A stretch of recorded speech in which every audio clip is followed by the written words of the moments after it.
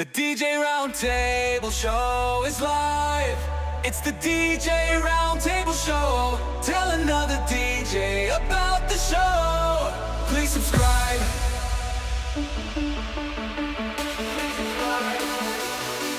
It is Tuesday night. It is 8 o'clock. Do you know where DJ is at? I know where I'm at. I'm here with you. Yes, it's another week. Yes, it's another DJ Roundtable. And as always, we have great DJs from all around the country. We have Chris over in New York. I happen to have DJ Brentley up in Wisconsin. Joe out in California, in sunny California. It's always sunny out there. I have Dwayne Hitman Dixon right over in Ohio. And I have Sean over there with his eggplants in Georgia. And also we have you, wherever you're at in the country. I see Jim. Hey, what's going on, Jim? You're out there in California as well. You're out there in LA area. Hopefully you're enjoying yourself. Beautiful day out there. And hopefully you're enjoying yourself wherever you're at. So sit back, relax, grab yourself your favorite beverage, sit down, and we can have a discussion. In the meantime, don't forget to do a couple things. First thing first, you're here watching on Twitch. You can interact. You can ask questions. The chat is live. I try to answer the chat as much as possible. And Jim is saying rainy and stormy out there.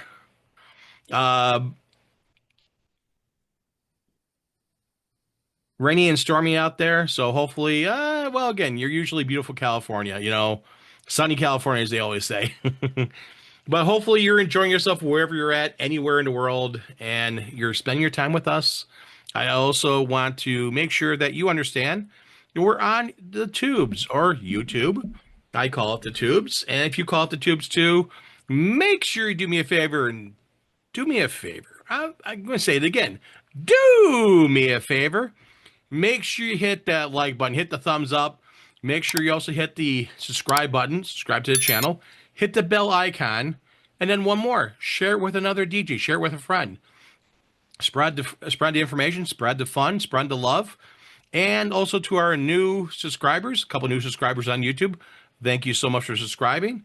Hopefully you found a new home and you can hang out with us here, when we go on YouTube. And also I do some lives too. I just did a live. If you saw the live, do me a favor, give a thumbs up. You just saw the live. If you haven't, go back into videos, rewatch that live videos, live breaking news I did last week. Cool things out there. If I see cool stuff, I will stop and talk about stuff if I have the time to do it. Speaking of time, there's a lot of other great DJs here with some other great shows and a lot of great minds. You have, first thing first, I'm going to say this one, is my friend Dwayne. Dwayne in Ohio. Dwayne has a show. Dwayne has a really cool show called Cue It Up. He's on Thursday nights. His main man, DJ Mikey Mike, is right next to me, or actually right next to me in the chat. So he's not next to me physically. He said we're in Pennsylvania, enjoying that beautiful area of Pennsylvania up there. He is having fun out there. And also, they had that show, Cue It Up, on Thursday nights. Lots of great topics, lots of great information over there. He has some really cool guests, DJs that come in. And I've been on there a couple times too. So I do appreciate that. And also, if you can, watch another show at the same time, or watch one and then go back to the other one, or go back and forth, whatever you want to do. There's two great shows on Thursday night. The other one is Start to Spin. Diego and Shay over there, they tear it up also with information. It is fun to watch multiple shows, and I try to always keep up on everything, and I try to talk. I try to watch everything live, and I go back and watch a show sometimes at least once or twice more, because there's always little information that you forget. And also, there's a lot of other great DJs out there doing stuff like yourself. So if you know stuff, hey, say it. You have a question, you want to say something, go ahead. One other show also I'd like to talk about is actually James King, his Shootout for Speakers. He does do a live Friday night on YouTube. If you haven't seen that yet, King's Court, if I remember correctly, it's new. But yeah, he does have his show. So make sure if you get a chance to go check him out. He just dropped a speaker that kind of goes against the Everse speaker from EV. It's a 10-inch versus an 8, and it's pretty interesting. But the price point on it, you may want to check it out. So with that said, oh, one other thing also, I can't forget. We have two DJs selling some things. First thing first, I have Joe in California. He has the Audio Visual Theta. You want to step up your game? You want that cool look? Guess what? You want to get one of those Audio Visual Thetas. I just saw someone trying to do something similar to this on a group page, and I will tell you, it didn't look bad, but it looked like someone did it versus professionally done and someone who's engineered it. There is a difference between the two. You can make your own speakers. You can buy your own wood and buy your own drivers, amps, or you can just go ahead and order a pair from your favorite manufacturer that has done all the engineering and all the hard work. Why do all the hard work when you can actually get it from someone who is in the same boat you're in and does the same gigs? He does weddings, does quinceaneras, does parties. So why not step up your game? Audiovisual Theta. The other one also is Sean. He has his photo booths. He had a special last week. If you missed out on it, I will tell you what, Sean may give you a little discount. He has it right now, $19.95 or $27.95. And I think if you talk to Sean, you got a hold of him and say, hey, Sean, is there any way possible I can get like $10 off or $20 off? He might do that. He might. That's up to him. It's his business. What about getting $350 off by using our Queue It Up discount code?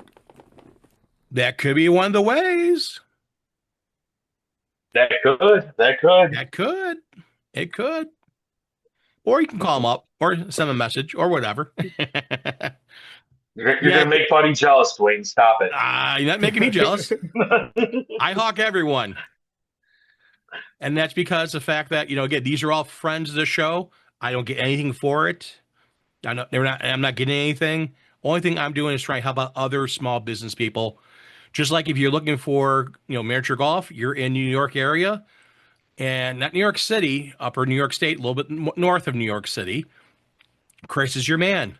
Now, if you're in Wisconsin and you have looking for a great DJ and you want to have an event, you want to make it a banger, guess what? You got DJ Brentley. You have great DJs from all around the area, and you want to make it fun, you want to do something, we have great DJs. But if you're another DJ, which most of you guys are other DJs watching the show, make sure that you do chime in. I saw some stuff over here. I'll get to that in a little second or two, some of the chat here. And yes, I saw that. And I'm going to get to the first discussion about this. I'm glad that Kevin brought it up, that Nick just dropped a video about the Evolve 90 that he used at a gig. And I understand, what he was doing, Spinelli, but I look at it that it's him. So I take it with a grain of salt. He has a lot of personal biases, and everyone does. But you have to look at it. Has anyone else seen that video that Nick dropped today about the Evolve 90? I did. Okay, besides Joe and Brentley, who else saw that? Sean, Dwayne, Chris? I saw James King's video. Sorry, which video is this again? For Nick Spinelli talk about the Evolve 90. I had not. I will tell you something interesting that last Friday when I did this last minute wedding ceremony, literally on Friday, I got to listen to and see and touch and feel really in a live event the Evolve 70s. And they were quite powerful. One of the things I saw in the video that he was running into, he was actually clipping the 90s. So I don't know how loud, because To me, he goes a complicated system. He goes from his mixer because he always slams the volume up all the way up to 10 on his volume. Goes from his mixer into another mixer, and then from that mixer out into a speaker, which to me adds complications, and there's more change Yeah. there. So he was clipping the speaker very, very quickly. He was showing the back of it. There's a little LCD panel, and he kept on hitting the limiter on it. So he was hitting it. The one thing I caught about that in all the commentary on the video, he had it in music mode, not live mode, which I guess there is a difference on those speakers. That music mode makes it sound prettier, but you lose headroom. And then live mode is like if you're using it with a live performer, so you get all the headroom, you have to dial the EQ off of a mixer yourself. And I'm pretty sure, if I remember Nick's setup from one of his gig logs, he does use an external mixer coming from his decks. And the reason being, and I remember him, I mean, I've been doing the same thing for a long time, but you do get more headroom with your vocal mic, along with better clarity, if you're not running it through your deck. The other thing is you get better EQ control from a mixer, and especially in some of the newer ones, the digital ones, like the Behringer X32, whatever Midas has or Allen Heath has, and you can really dial in all the EQ on it. So I would estimate that his EQ is fairly dialed in for what he does with his normal setup, and he didn't change any of these EQs on that to adjust for what speaker he was using. Yeah, it was very interesting watching what he was doing. The other thing is that, you know, depending what control you have, if you have a lesser expensive controller, it doesn't usually have a 3-band EQ, or it doesn't have certain things in there. When you go to the nicer controllers, there is an EQ in there and stuff like that for the mic. Again, I've run many mixers, many controllers, and if you have you start off with a good controller or a good mixer for your decks, you don't have to worry about going into another external mixer. If you're running into a lesser expensive one, you go into a more basic controller. Yeah, the mic inputs are usually just, you know, tone and level and volume, and it's very, real basic. So having a plugged in external mixer is nice, but again, I can definitively notice the sound quality, even in my vocal mics, using an external versus using the deck. And this is using a Flex 10. This is using CDJs. The sound quality is immensely better. And this is even using a really crappy soundboard. Like in my rolling rack case, I use a Phoenix Pro PTX20. It's not a great soundboard, but it sounds a million times better than running directly from like my RZ or the flagship Flex 10. It sounds immensely better if I can graph it and use my EQ on that to clean up. And, you know, it's more often than not, it's not even adding anything. It's dialing stuff off, because most of the Pioneer decks sound super raw nowadays. They don't, you know, have a robust sound, or, you know, like they did when the RZ came out during Record Box 4 or 5. So there's a huge difference in sound quality. And anybody, you know, who's ever done live sound, especially with a DJ, for example, if I'm running a soundboard, I'm not letting the DJ run the mic through the deck. I'm giving him a free mic that goes direct to my board that I can control. And then his music and deck are going into my soundboard. So it gives you a full range of audio control for each piece you're using. No, I've never ran into a problem with running a mic through a good quality controller. Each their own. You know, it's one of the things that, you know, I look at as complication, and, you know, I've yet to see a band that runs a mixer into a mixer. They usually go from their instruments into the mixer, or enter into a snake and then into a mixer. So it's one of the things that I just never felt that, you know, it's improved on the audio at all. But again, if you feel it's working for you and it works for you, that's the important part. What are you gonna say, Joe? One thing that you got to keep in mind when you're going from your controller to an external mixer and then to your speakers is you got to watch your volume. So sometimes what you need to do is you need to use a compressor limiter on your mixer so you don't sit there and clip that signal that's going into your speaker. So of course it's going to redline before it gets because you're sending a clip out of your mixer. So you're going controller, amplify, and then amplify again, right? So a lot of times what I have to do is I have to sit there and actually look at my signal that's coming out. And I may have to use a compressor limiter to make sure that if I do slam, go up and down, it's not going to create basically a square wave. Because you want to have that nice sine wave going into your speakers.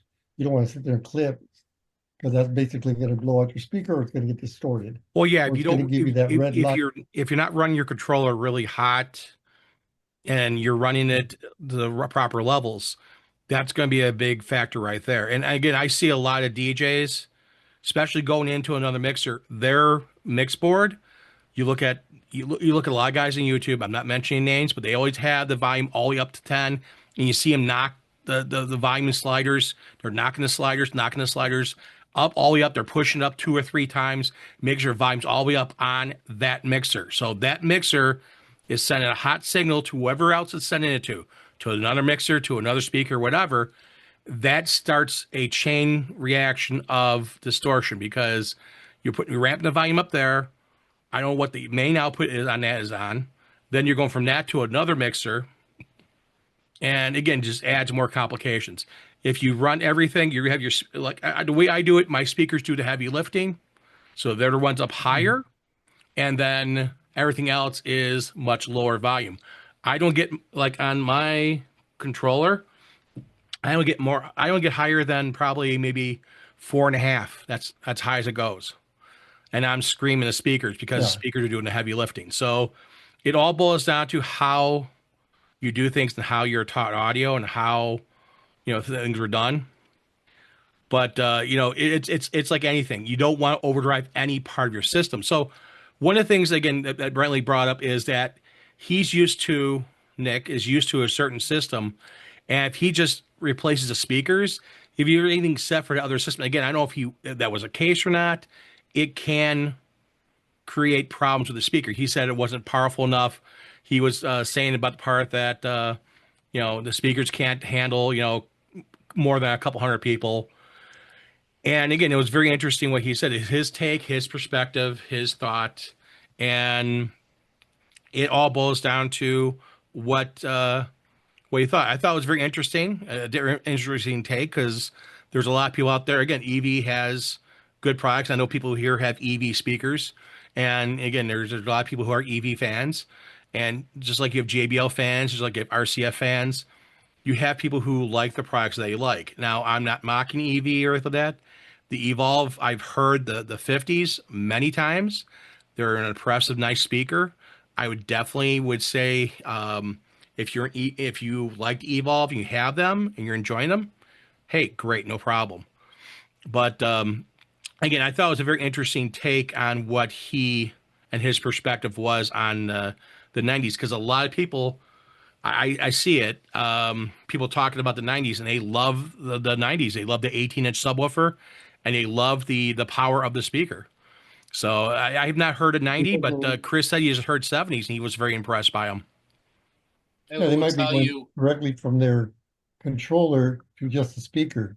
They might not have an external mixer in there. Right. Of course, I'll give you the all example. might have a different sensitivity. You know how you have music, DJ, whatever. So there might be different settings. And if you didn't tweak those settings, you're going to get the results you're going to get. Yeah. I'm sorry, I didn't mean to cut you off. Go ahead. No. Go ahead, Chris. So listening to the 70s and literally see how this DJ had been all set up as he was doing the reception. I did the ceremony earlier. Completely different systems, different setups, but he had his DJ controller directly into the Evolve 70s. and he actually had to turn off one of the subs for the room, and it was a big room. It was like a cathedral room, and it literally punched hard. I mean, just one. So literally through all the night, he was only using one Evolve 70 sub and had the two tops going, and he was still, at great level. Okay.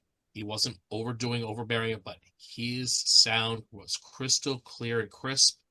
It was bright through the room, the reflection from the back end of the room to the front house, and the bass just punched. It literally was, dare I say, like a voice of God that he had for this. I was impressed. I was almost ready to do it. If these are the 70s, I can't even imagine what the 90s would sound. And it would be, Thor striking his hammer down on Earth. That's how impressed I was, with the 70s that I just heard. And Well, the he was only tops, basically running at half power. the tops in the 70 and the 90s, the same top, the same Yeah. top part. That's the same unit. The only difference between Mhm. the two is the base Is unit this itself, 15-inch versus 15 inch versus an right? 18 inch. So it is essentially very similar units. The top half's the same. Mhm. The amplifier system's a little different for 18 versus a 15, but the EQ system's the same. Yep. And I think that, EV, which owns Dynacore and owns some other brands too, it's all part of Bosch. They invest a lot of money in their equipment. And I know, again, I've Oh, DJs absolutely. here who have EV speakers and they love them. And that's the thing is that And I any- have EV microphones, the RE3s, which I do love. And I've heard the old school EVs, and they were always on par for what everyone needs. Now, as for the newer systems, I haven't played with them, but first time listening to it, I just have to say it was just impressive. and that's It's the thing just is funny that that he was comparing them to RCF NX14As. Right off the cuff, he was comparing them to another speaker. So, when you're used to something, tweaking it, then you go to something else that first time, you're probably going to have different results. But Yeah. it's just No, I definitely ironic that he agree was with you there, comparing Joe. it to That's another absolutely right. speaker. He's used to some particular sound and how each of those systems sound, and now he's Yeah. playing with something new and different. He's got to really tweak how he wants that to sound, because a speaker, every manufacturer is going to have their own essence and how each speaker and sub is going to sound and how it plays with each other. So how do you want your sound to be is what's going to be important to you and your clients, and your ability to adjust where you need to be. Yeah, and that's the thing is that he said he got them on loan from Guitar Center. So I don't know if he just did one gig and that's it. I would think the better comparison if he did multiple gigs with it. He did more than one gig. He did like a whole entire month of gigs with that system. And he got used to it, started tweaking with it, started playing with it. Because one gig, like anytime you get new speakers, you go to your first gig, you kind of have to set it up a little bit. But after another gig, you go, I like this a little more. I'm gonna set this, especially something that has a built-in DSP. You're gonna go in and you're gonna start playing with it. You're gonna start doing more stuff with it, and you're gonna understand how it works. And it takes a few times doing it to understand it works. I am still playing with Everse 8s, and we just used one not Everse 8, Wave 8. I'm sorry, the Wave 8 from Alpha Theta. And we just used one this past weekend for live sound for a keyboardist. And it is one of the things that you have to look at what things do, and it takes time to learn to do things the right way. The first time I used it, it was a bear to hook up the wireless transmission system because I didn't understand it. The second time was a little quicker. Third time was even quicker. This last time I didn't use a wireless system, I just used one speaker, but I understand it more, and I will use it this weekend, the Wave 8s for a cocktail hour, and I have Maui 5s inside for the main system.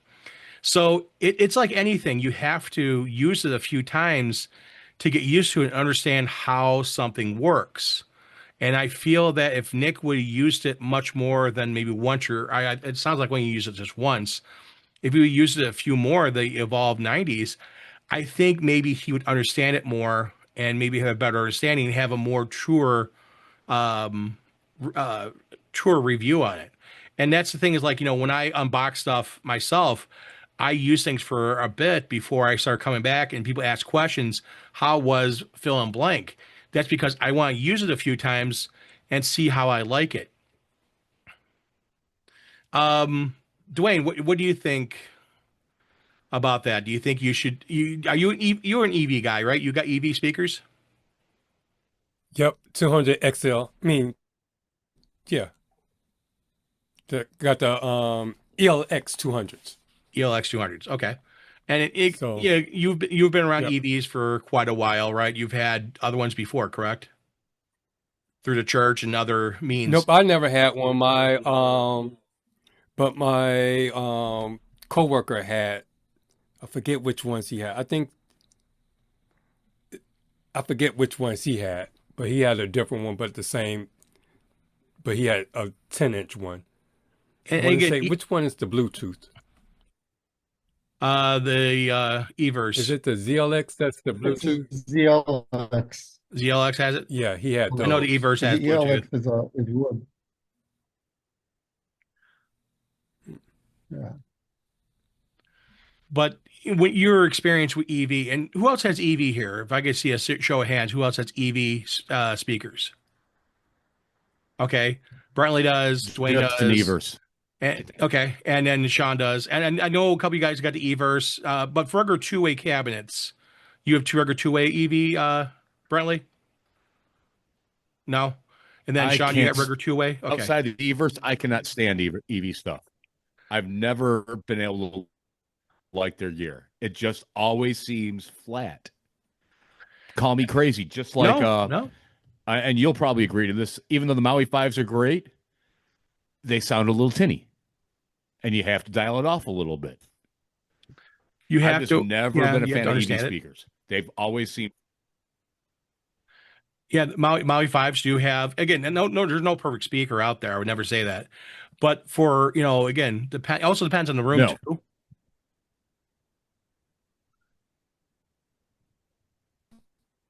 But it's one of the things. Okay, you got Everse 8. Sean's got a two-way cabinet. I know Dwayne's got two-way cabinet EV.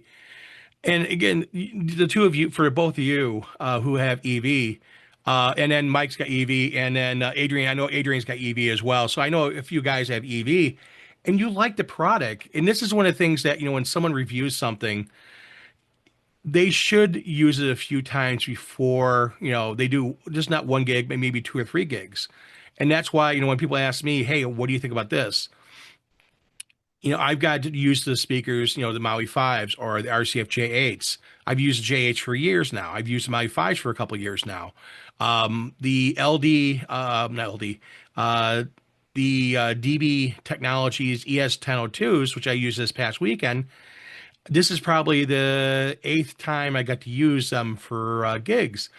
And there's something you always learn every time because I'm still new with those. But you get used to them and you know how to dial them in and get them just set right for the environment. And I feel that, again, someone just using something once or twice is not getting a fair shake, and you need to work through it much more. Joe, what do you think of that? I think anytime you're going to review something, you should be using the same speakers in the same environment. I can't say that I used this speaker and tested it in this other venue, and then I use the speakers, different speakers in another venue, and say, these sounded better over here. Why? You got to look at the environment. So if you're going to do comparisons of speakers, I got to have them side by side, same place, same volume. Then I can go ahead and gauge and say, okay, definitely more bass, definitely more highs. Nope, this one, blah, blah, blah. But everything has to be the same. The same. And that's one of the things, like, I know they're doing not far from Chris, they're going to have a speaker shootout. I saw a blurb from Rachel, and they're getting ready for that. They got the speakers ready to go for that mission. And last year, the Harbingers, which Dwayne has Harbingers. I think Kevin's got Harbingers. They were rated the best speaker. They were rated, actually, people liked them more than the Maui Fives. And price wise, they're a much more economical price versus the Maui. Now, it's there's differences between the two. Harbinger, the downside, if something goes wrong with them, their repair process is much more intensive, to say the least, because they're hard to get parts. But it is, again, for price wise, if something majorly happens to a speaker, you can replace it fairly easily. You're not like, oh man, I just paid $2,000 for a speaker. Now it's got to go in for service. I'm going to be without it for a while. What do I do? So it's one of the things that kind of gives you some option stuff. But a lot of people love the sound of those Harbingers. So it's something that, when you look at things and you look at everything, I really feel that, even going to a shootout and hearing one speaker versus another speaker and they're behind a curtain in the same room, it may sound different in a venue. And again, in certain venues, we all have run into it. One venue, that sound system you set up for umpteen times sounds perfect. You go to another venue, you're hunting, feedback, you're battling odd sounds because it's a whole different venue. So I really feel that if you're going to do something, you're going to work on something, you really need to put the time and effort into it. And it's very, very easily overlooked. And I really feel a lot of DJ, even sound people, they really hone their skills on sound, but a lot of DJs, they don't spend a lot of time on the sound aspects.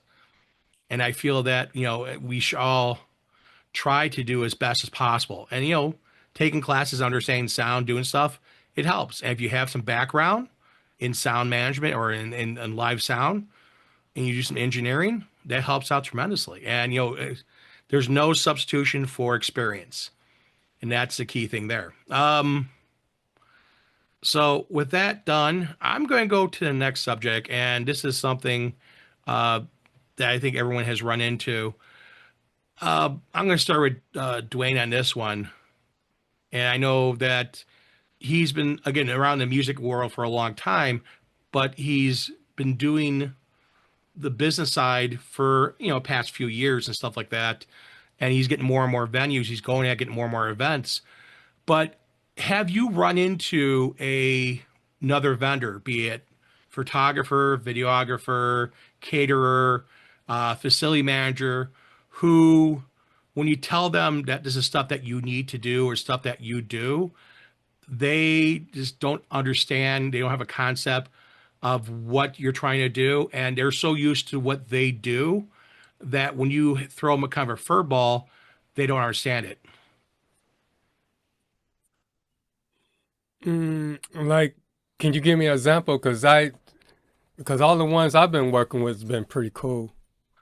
For example, this past weekend, videographer, I showed him I have an XLR out for audio.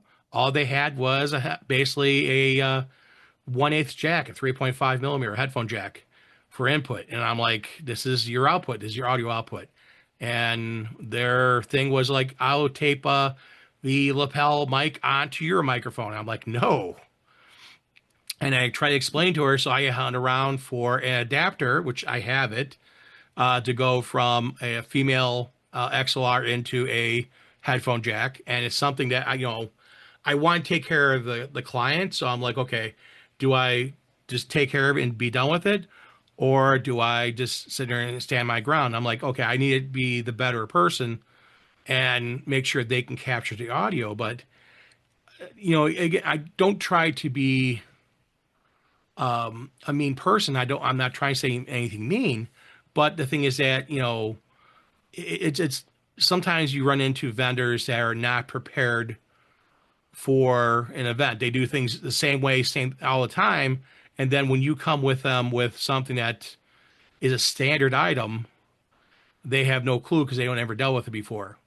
And how do you overcome that? How do you get them to say, okay, fine, great. You help them out, get them through the situation, but you kind of had to educate them on why you're doing, said item. Have you run into that yet? Have you run into a vendor that you kind of help them along and educate them a little bit and explain to them why you're doing stuff? No, because I usually either go to the venue or I've talked to the venue people just so I can get an idea of what was what and what do I need to bring or how we can like work together and work around. Just like with the one I just did this weekend. It was Okay. like it was a lot of different things that the bride wanted from on both ends, but because me and him talked, and then we talked with the bride, and we were all there game planning. We were able to change things around to make it work better or work the best. So yeah, I haven't ran into where I just showed up and we butted heads, and then two always carried like a like a box full of adapters and whatnots to be ready to adapt to any situation. I try to do that. I always have stuff, but I always look at if you're a professional doing something, you should be able to, connect onto a standard connector. An XLR connector is kind of a standard. And I know a few people give three options. I give XLR. You can go quarter inch, or you can go RCA. You can go a few things, but I was just like, you can't do anything. I offered quarter inch. I offered RCA. They couldn't do any of those. They only had one thing. So it's like, you know, she was a very nice woman. She was very, very nice, but it's like, okay. And I explained to her that, this is XLR is kind of standard. If you have plug off the back of a speaker, on the back of a speaker's XLR, if you had run off of that, I'm running right off the board for her to plug in and listen to her off the board. So it's one of the things that, adapting and overcoming and trying to take care of them to take care of the client at the end, that to me is very important. But it sometimes is like, oh man, really, we're got ready to do introductions and you want to plug in and you can't plug in because of the fact that you don't have you don't have the right equipment, and it's like, well, what do I need to do? And it's like, okay, fine, great, it's one of the things I try to make things easy. I don't want microphones, and I showed it in here before, a microphone in front of a speaker. And some videographers would do that, put a microphone on a stand and point right in front of your speaker. I'm like, no, I don't want that. I don't want microphones taped to my microphones. I don't want, that stuff right there. But also photographers, sometimes you get a photographer has their flash in your face when they're taking pictures, could put the flash on the other side, or a videographer puts a light on the other side. It's shining in your face when you're trying to DJ. And it's like, man, Anna, can you move that? I've run into that plenty of times. Bradley, you want to say something? I've actually run into those folks, and I will be very like, as soon as I see them set up, I'm like, yo, I'm not gonna be able to see to work. What do you mean? My eyes are, insert colorful expletive there. I wear bifocals, and I went through 5 pairs of glasses in 3 years because my prescription keeps getting worse. If you shine that at me, I'm not going to be able to read. Oh. And then they will move it to a different spot. And every videographer that works around me up here now will automatically, if they're like, oh, it's Brettley, cool, I'll do this. And with sleeves, they're like, nope, they know I won't do it. So the question is, where do you want me plugging in today? Why, here's an extra output on my board. Boom, done. And that's an added bonus about using a soundboard. In addition to my deck, if I need video or anything like that, I don't have to pop them off of a speaker unless we're rushed for time. I can just give them a straight feed from my board direct, so nothing's interfering from my speaker or anything. Makes it, and even added bonus is I can record everything if they need me to. So it gives me a couple options because both my boards have USB capability where I can just plug a flash drive in and it'll record for me. So convenient.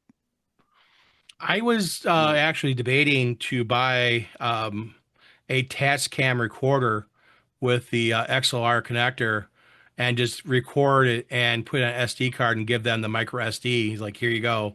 Because micro SD cards are just cheap, and say, here you go. Here, I recorded everything for you. It's recording right now. I'll record the whole entire time to the time you leave, and just here you go. I was really debating that to get one of those. I was talking to Tracy about it. It's a nice one. It's about $350, $400, but if it creates less headaches for me, that's fine. And I go right off the board. I go right off the secondary output, so RCA out to XLR or quarter inch or whatever. So they're getting the same thing come out of There's speakers a that come nice out of one the made board. by Zoom I just saw. Yeah, there's a few different I companies, see but I a was Blue Box one. There's a nice one that it was even battery powered. I was like, oh, this is kind of nice. I'm like, you look at it, just one little flip of the switch, and he's already good to go. He can just let it sit and go. Lightweight XLR. I was kind of impressed. It was just literally a cube to record what you needed for a line input. I'm like, that's sweet. yeah, and it's like I want to make life simple and easy for everyone. Again, a couple weeks ago, I had a videographer that was trying to put a microphone in front of one of my speakers. And I said, no. Then he's tried tying the microphone onto the speaker. I'm like, no, do not tie your stuff onto my equipment. You're getting you're getting a lead right out of my board. So you have what's coming out of the speaker. You already have it on the transmitter to your camera. And we made sure you're receiving a signal and you can hear it. So that's the other thing I always verify with with videographers. Can you hear the signal? Again, same thing like Brentley said, with glasses. He's got his prescription. I don't wear glasses, thank goodness. My eyes are still pretty good. But the thing is that, again, getting flash, you're in a dark room to flash in your eyes. That's not fun. That's not a fun thing. Or a videographer with bright lights on the dance floor pointing at you. It's like, I can't see. They need to move that. And I've asked Tracy, I'm like, can you tell the photographer to move their flash because I can't see, or the videographer can move their light because I can't see because I'm getting blinded.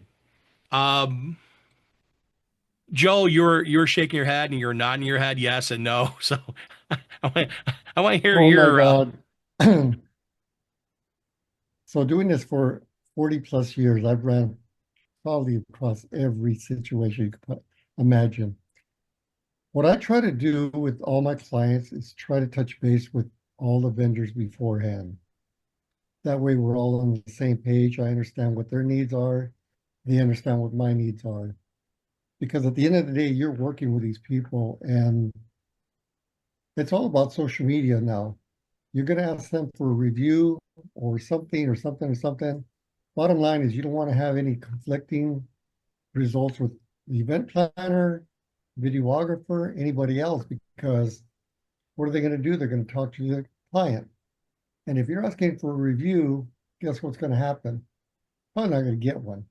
But at the same time, we're looking out for the best interests of the bride and groom. Yes, we have to handle everything on a case-to-case basis. But I try to be, when I approach people, I introduce myself. Hi, my name is Joe. I'm the DJ, blah, blah, blah. I don't just come up to you and start asking you for stuff and doing this and this and this. And I will do that. I will call them on that. If they come up and tell me, oh, I need you to move over here and here, excuse me, but who are you? I'm so-and-so. I'm the event planner. And I've been, I'm supposed to be, okay, great. Love to work with you. I didn't get a chance to get in touch with you, by the way. I tried to contact you, but, for some reason or other, we disconnected. But let's work together. Let's make this happen.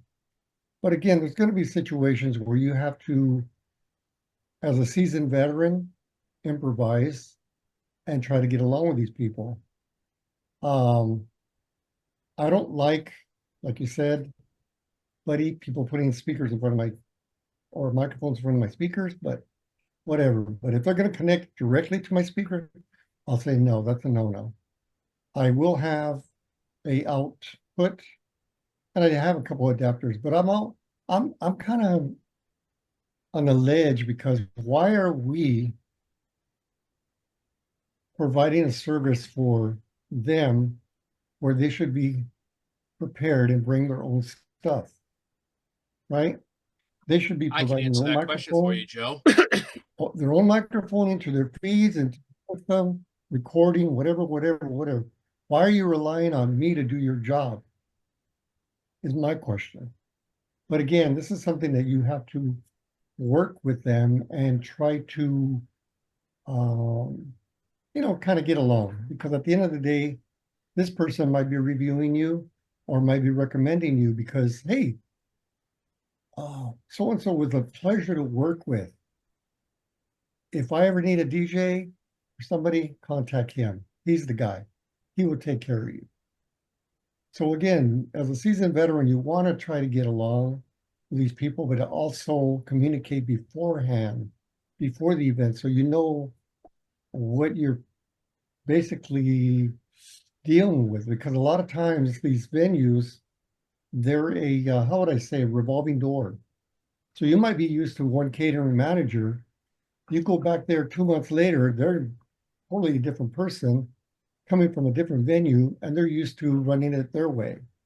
And you have to, basically say, well, look, the reason I'm putting my speakers here is so they're not blaring out into the audience. And I'd like to have them at least towards the dance floor. I'd like to be somewhat near the dance floor because I'm going to be doing a lot of interaction with the bride and groom and the audience. I'm an entertainer. I'm not going to be the guy behind the booth and just pushing buttons. I'm more than that. Well, And they kind of get it. So that's my perspective. It's one of the things ahead. also, the company I was dealing with, the person, this is one of the things we run into in the Chicago market. There's a lot of big photography companies. So they do photo booth, photography, videography. The couple don't know who an actual photographer is or videographer is until the week of the wedding. So this videographer and the photographer had no contact with the couple. We knew what company it was. We know that. And the company doesn't know who they assign until the week of that wedding. So there's no way of getting hold of said person. Kind of like on Dwayne's podcast when he was doing the multi-op, and he had on there Will, and Will does not get the information of the contact person at the venue, doesn't get the phone number for the client, gets basic information on Monday, and Wednesday he's got pulled the music, and then Friday or Saturday he's doing the gig. And it's kind of the same thing with the videographers and photographers for the bigger companies. They do that. So they have a great price. And because of the fact that we're not dealing directly with them, it's hard. Like on Sunday, we had a musician and his wife, and we talked to him. Actually, he was in the Zoom call with our bride and the bride's mother, and he was there. So he can talk to us logistic-wise for sound. I knew he had 1/4 inch out of his board. I said, you have XLR 1/4 inch. And he goes, I got 1/4 inch. I'm like, okay. So I ordered a couple XLR to 1/4 inch plug, cables, 25 foot, because I want to make sure I had plenty of cable. I have shorter ones, but I ordered two. I'm like, okay, I always use them down the road if need be. And stuff like that. If I can have the pass and know what's going on, no problem. The thing I ran into here was that the videographer, again, I don't know really, how many weddings they do or anything like that. There's a lot of questions. Because again, I'm not interviewing the person, but them not being prepared, I have to then scramble then to get them ready, because ultimately, you are correct, Joe, is taking care of the client. And that's the important part. I know Sean had to leave. He had a need.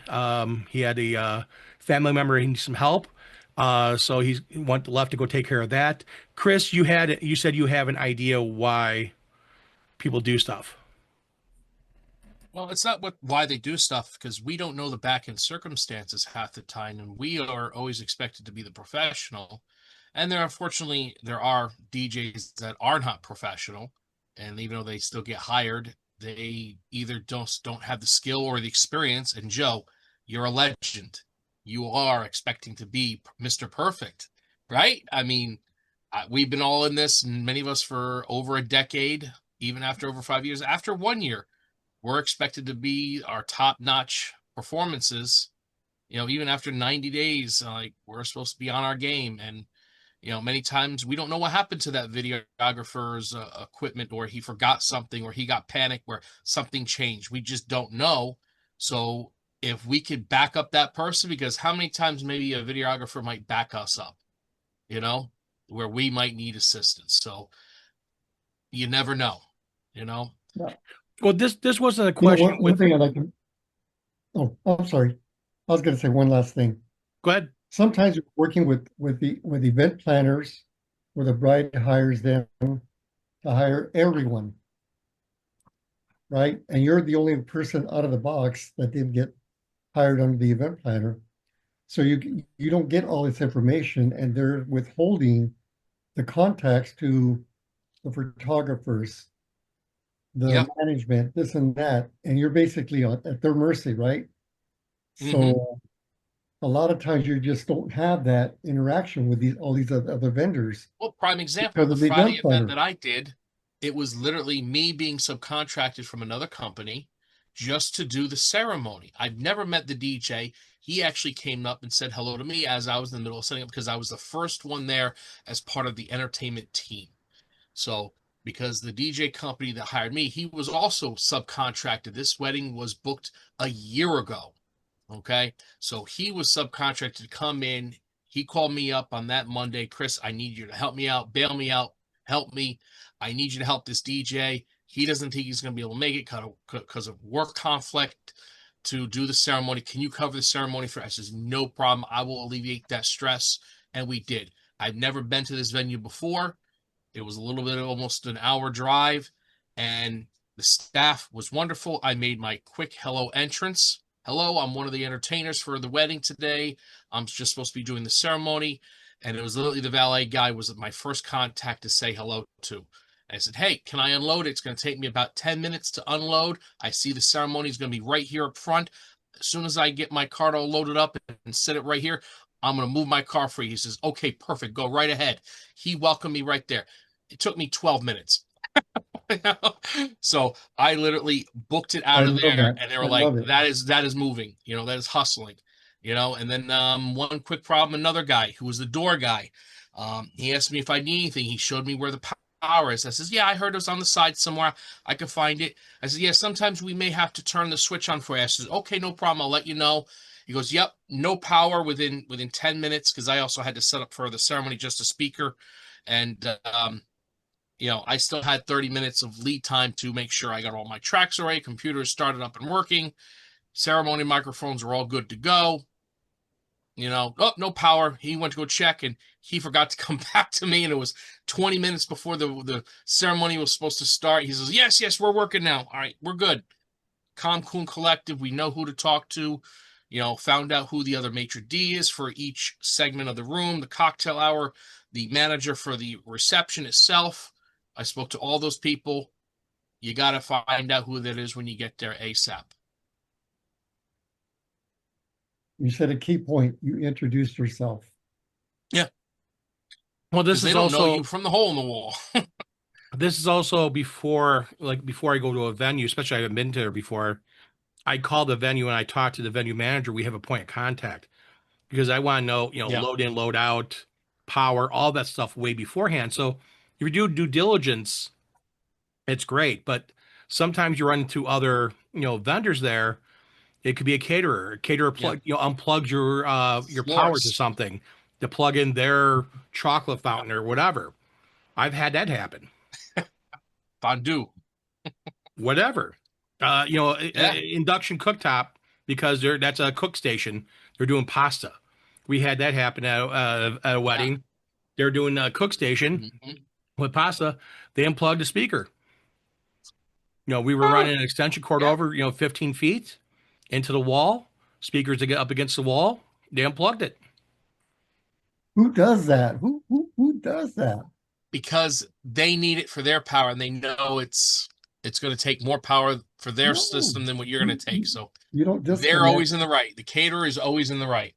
You don't disconnect anything from the wall Yeah. until you well, ask. What's this for? But unfortunately, it does happen. And that's the thing is that, I've had that, unfortunately, sometimes it's very frustrating to say the least, and that you're kind of agitated for a little bit. And I'm lucky to have Tracy, so I can talk to, I can actually vent to and say, I'm let's kind of pretend upset it's right 20 now. years ago, and that unplug was a $4,000 desktop computer that a DJ was using. And guess what happens? And they were all mechanical hard drives spinning up, reading, preparing music data for the event, and you just killed the whole DJ's library. I've seen that happen numerous times where the venue unplugged the DJ's power cord. Oh, Oh, I always carry UPS. I'm glad you brought that up. Always carry UPS. You plug everything into that, minus your speakers. You lose power, you still have power. yeah. I mean, that is a good valid point. I mean, there are other ways to help with that. A Jackery system, if you want to use a Jackery over, plugging in, but they haven't made those. But battery backups, they can get quite heavy and cumbersome, especially Well, the when you one that I that's have, powerful enough. the one that I have is like $30, $40. Not a big deal. Has 6 outlets. You plug in, Yeah. and it'll last you Yeah, but 20 you don't want to minutes. fill up all 6 outlets with all your equipment. No, no, no. You'll But I'm just saying controller, hard drives, whatever. Mm-hmm. If that powered. Hopefully, you don't have a beefy laptop that takes 180 watts. I mean, those things are only handled 60 to 80 watts of power. 240 Oh, yeah. watts. Only a few minutes. 240 watts. This guy. Not a $40 unit. Plus, you want to surge protect your system anyway. Oh, absolutely. Well, that's what you have a Furman for. So I want to I get don't through a need it. couple I have things it. here in Oh, the sorry, go ahead. chat. Sure. Let's see here. See, Adrian, I saw you before. Kevin, he said Nick gave his 2 cents on the Evolve. Yeah, you said that earlier. Evolve 90. And what was the other thing I saw him say? I'm gonna go what watch happened? that after What this. happened with your J8 the other night? Because I see here, yes, like my J8 the other night. What happened to your J8? He also thinks they rock for karaoke. That's the Harbinger speakers. I think he has a step down in size from Dwayne. Dwayne has a bigger subwoofer. I think what Dwayne, you got what, 10-inch? Yeah, the 1000s. Yeah, and he's got the 900, which is 8-inch. I think I'm not sure about his. Yeah, I think one's a little smaller than the other one. But again, I think the 1000 was one against the Maui 5, if I remember correctly. And let's see here. Mike said, Joe, I hear you asked a photographer if they have flash drive with music, and they told me no. And I said, you want my help? I don't know what that means, Mike. First use, yep. Oh, you have a problem. Okay. First use. Yeah, again, first time using the J8s. Okay. Yeah, again, it's like anything else. You got to use it a few times to that? get used to the speakers. I don't care what speaker it Believe is. it's You called got to reading the use them. manual first. That's the first thing you want to do is you want to try them out at home. I did that with the Wait a minute, Wave we're all 8s. guys here practically, except for the few female DJs. They are wonderful, by the way. Yes. We don't read manuals. What do we read a manual for? I read the manual on the Wave 8. It just the Wave 8 way it's written, it's confusing. I read it 4 times and I had to watch the video on YouTube like 3 times to understand. Like, oh, okay, this is what you want to do. And in the video, it was I want to say either a British guy or Australian guy. So, and he had there's some words that are a little different between American English and like British and Australian English. So, Of course. so there's always little differences in things. So there's nuances. So it took a couple times watching the video to understand fully how to connect everything. Again, that's sort of the first time I give Maybe they myself should extra start time to do making, that. regional videos, huh? Again, I just Googled it and it came up, hey, Wave 8, how to connect. I'm okay. You know, and I have a little problem with it.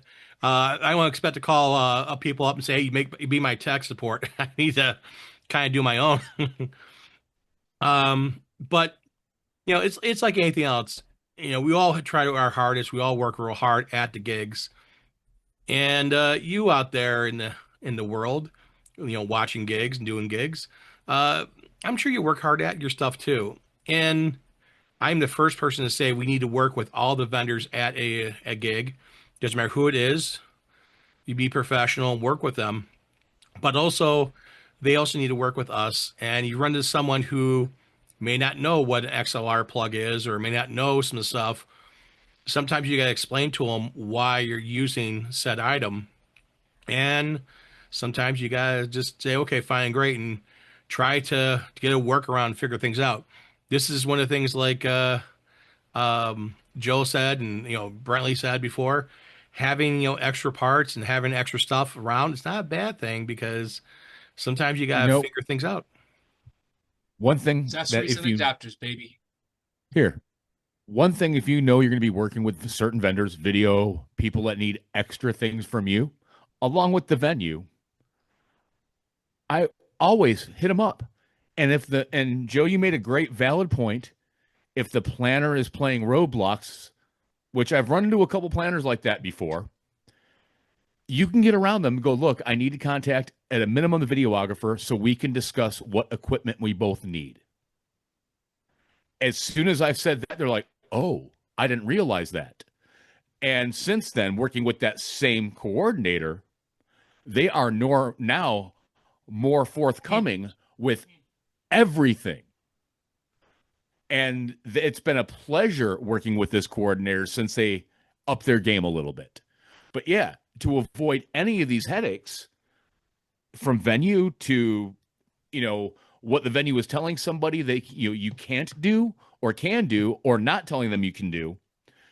And it just so happens that both the venues I'm at this weekend, I have sound restrictions that I cannot exceed 90 decibels after 10 o'clock at both these venues. The couples didn't know that. And I'm like, sorry to break this to you, but it's not going to be loud. I can't bring my real speakers. So I'm not going to take the chance. I have a solution for you, Brentley. This is a little Rockville Bluetooth speaker I got with the Halos. It's Bluetooth. They were giving away free, but you can get 2 of these and a stereo link, and then you link the one Bluetooth just to your laptop. No mixer needed. Just nice lights.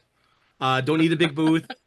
Just these 2, and you'll get your 90. You'll be below 90 decibels all night long. Now, if the people walk more than 20 feet away, look at the bright side. They can have a conversation then. I think Brentley's going to have a silent one of the venues disco. I'm at this weekend. Oh, one of the venues I'm at this weekend, they're like, oh, you're the DJ that doesn't want to DJ from the loft. I'm like, I can't get my equipment up there. And in our conversation, they're like, what? Are you old? I'm like, yeah, I'm 53. You did not say that. And as soon as I said I'm 53, you're right, I can't get my equipment up there. You did not say that. and as soon as I dropped it, yeah, I'm 53. They're like, wait, you're the club DJ that used to be at Dooley's and Legends, and you're in your 50s? I'm like, yeah, you're going to have to give me some leeway here. And they're like, do whatever you want. And as soon as I drop the club, because it's just outside of Rochester, Minnesota, where I'll be at, as soon as I drop the clubs I'm at, they're like, do what you want, sir. It completely, from, nice typical conversation to yes, sir, and no, sir, to me. Like, we didn't have to go that far. Brentley's the legend. But I'm 53. I'm not hiking my equipment upstairs. I'm not. And neither would I. I specifically avoid venues like that. I wouldn't either. Okay. I got one for you guys. I got one for you guys, real quick. Okay. I go and talk to bride and groom. I have my unit, this unit, right? I come back, and the videographer, without even asking me, lifts up my lid, plugs his XLR cables to his Zoom camera. I come back and I go, what the hell? You did not do that. Joe, I'm going to give you a hatchet. You did not do that without even asking me. I called him. I said, you know what? Oh, what's the big deal? I understand how to. So you're gonna tell me that I can go over to your camera and I can start taking pictures of anybody and everyone, and you're not gonna care? Well, that's $5,000. Well, what do you think my system is? You don't do that. You ask. Yeah, you talk to me first. Tell me you want to take out their The SD nerve, card. the arrogance. Tell me you want to language. take out You their don't SD plug your card. shit into anybody's stuff unless you ask them. Oh, yeah. Son of a 100%. Tell them you want to take out their SD card, put your SD card in there, and start taking pictures with their camera. It's your Well, SD card. It's fine. People standing on your speakers. Oh, let me go stand on your car no. hood. Here, most recently, I actually posted in one of my wedding logs that the photographers knew I was coming in and where the DJ sets up and had all their crap laying out. I wouldn't touch their gear at all. For that it's not mine, number one. Yeah. Number two, to show them that, hey, you need to be cognizant of yourselves at wedding venues, especially when people come in to set up, because your stuff is not only where I'm going to be, but it's also, if you move it over there, where dessert is going to be. So you need to be aware of what you're doing. And the third part of that is to A, meet them and let them know that I'm not playing around, but I'm not moving your stuff. I would say that definitely it's a no. I don't want to touch someone else's equipment unless they say, hey, can you move that for me? Okay, they're telling me to do that. That's fine. Or they ask, hey, can I put this behind your booth? It's in the back on the back wall away from my stuff. Of course, I have no problem with that. Hey, you have an extra outlet open? Yeah, no problem here. You're asking me. I'm more than glad to help. You're just assuming. That's when you get into a problem. Dwayne, before I leave, and again, I know you didn't get a chance to talk too much tonight, but I wanted to ask you, in your travels so far, have you run into DJing? And again, I know you've been DJing for a while. Have you run into a place that you got to do a loft where they want you up on a top part like a barn? Because I know you do have done now more barn weddings. Have you run into that where they have you on the second floor? You got to take your equipment up on the second floor stairs and then shoot sound down on people. Haven't had that. I had one where I had to go in the basement of a pizzeria. Yeah, I remember that. And this weekend I had to set up a cocktail that was at the top, but it was more so because it was an open area. The sound couldn't basically go off the rails and interrupt the people in the restaurant. So I just bought a speaker stand and my speaker, and I had one of those little USBs MP3 players. Just hooked it up and had recorded music for 2 hours for the cocktail. So yeah, that's the most I had to do. Okay, you have not run into that yet. That's I guess you gotta get some more barn weddings. Kevin, why aren't you giving Dwayne a bunch of barn weddings? I got bug Kevin. Kevin's always knee deep in barn weddings too. He's in more rural Ohio versus Dwayne. Dwayne is in a big city versus Kevin's a little further out. And Kevin has a lot of barn weddings. He has a lot of unique venues. It's always fun, the venues that everyone works at.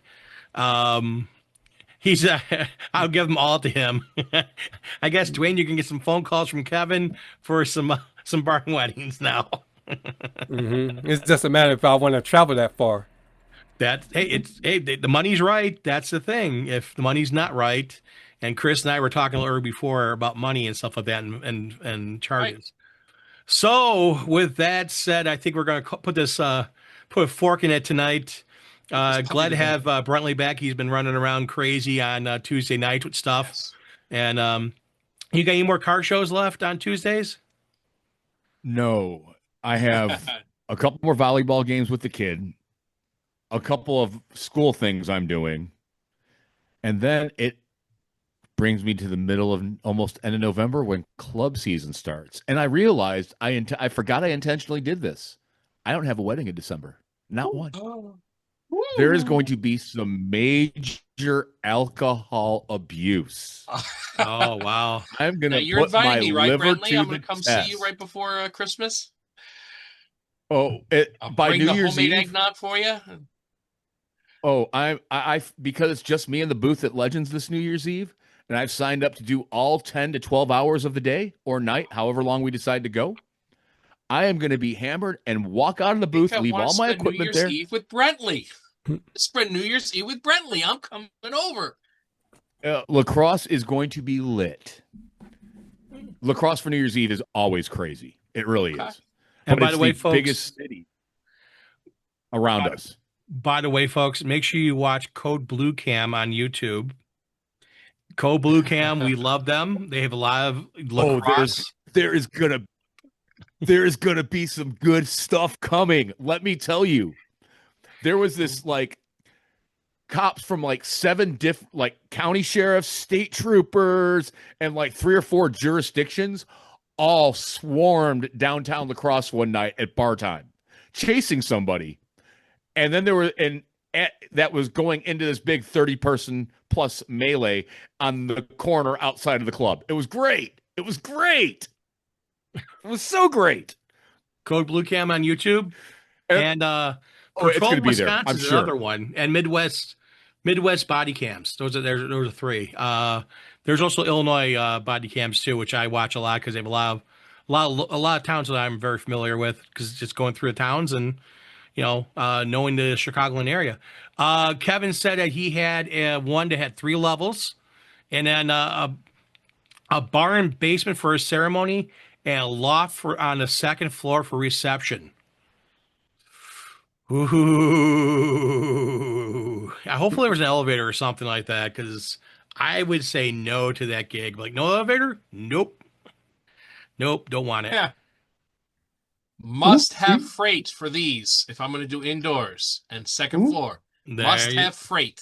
Must have an elevator. Must have an elevator big enough to fit my equipment. No stair, no elevator. 900 pounds these are. When they're all Kevin said no, it sucked. put on the cart. God. With that said, Joe, with your surprise face, you can take us out tonight. Well, thank you for tuning into the DJ Roundtable show, where we have so much fun here on Tuesdays.